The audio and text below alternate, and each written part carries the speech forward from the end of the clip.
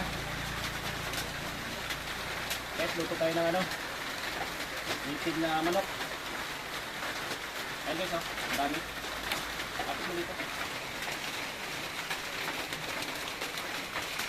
Ayan guys, ginataan natin yung manok na native.